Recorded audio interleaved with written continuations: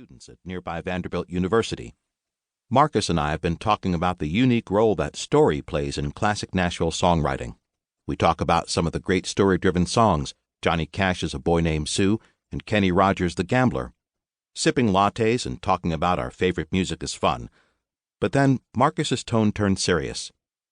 "You don't hear as many story songs as you used to," he says. I ask why that is. "People have a different relationship with music today," he says. "With the internet and streaming, music is so available. It's everywhere, and now it's disposable. So today's writers are all chasing the pop hook, something that can grab listeners immediately. I don't think this will be permanent. I hope it isn't. But it is certainly the age we are in." "So, you're saying that people are less engaged with their music today," I say, trying to process the implications. "Generally, yes. And songs that tell stories require more engagement." "That's right. Stories demand a bigger investment and more participation from the listener." The implications of this are fascinating.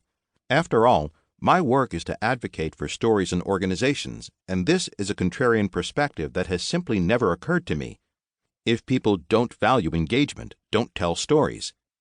The idea seems alien, and yet it is echoed by screenwriting legend Robert McKee.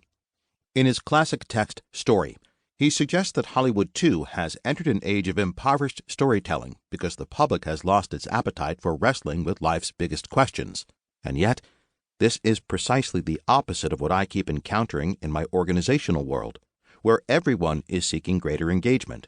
Leaders want it, employees want it. And although I suppose there will always exist corners of the marketplace where people demand disposable transactions, consumers are asking for greater engagement too. Indeed, the continued success of Marcus's and Billy's art in this chaotic music industry offers hope. It suggests that a market still exists for music that meets its listeners in a place of deep humanity. Storytelling may be vulnerable in today's entertainment industries, but story never truly goes away. And sometimes it just finds new homes, where it can find new ways to exercise its mysterious capacity to connect, engage, and bring people together. Today, that new home is in the world of organizations. I've told Billy and Marcus, leaders are all looking for what you have. Billy has made precisely this shift by developing a storytelling and songwriting experience that he now brings to organizational teams all around the world. Explore Billy's program at kidbillymusic.com. Story never goes away. It's always here. And today, in the organizational world, storytelling has become the hot new idea that isn't new at all. Scene 2. A cave in the south of France, 1994. A wall of ancient stone gives way, raising a cloud of dust in the cold December air. 3 explorers lift their lights, throwing yellow beams into a cavern that hasn't been disturbed by light in more than 30,000 years.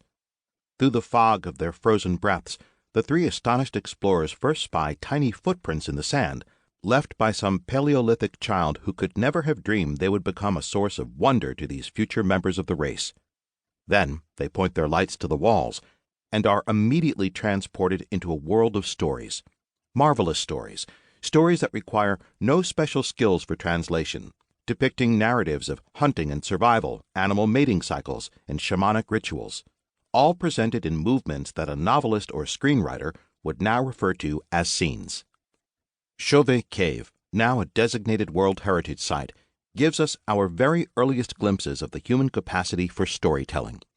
What is remarkable is how well-formed the ancient capability appears to be. When the Epic of Gilgamesh was discovered in 1853 on clay tablets that were merely a few thousand years old, we found that the ancient practice of what we might now call story theory had made astonishing advances. There are sophisticated narrative arcs with themes, heroes and villains, drama and intrigue, sexual betrayal, surprise twists. If we were to time travel across the ages, wherever we landed, we would find communities of human beings, in circles, gathered around scrolls, around cave paintings, around campfires, and they would be telling stories. I imagine the child who left those footprints in Chauvet Cave sitting in the circle as the tribal elders narrate the cave paintings, listening with rapt attention, her upturned face illuminated by flickering light, her imagination ablaze. This is how it's always been, across the ages.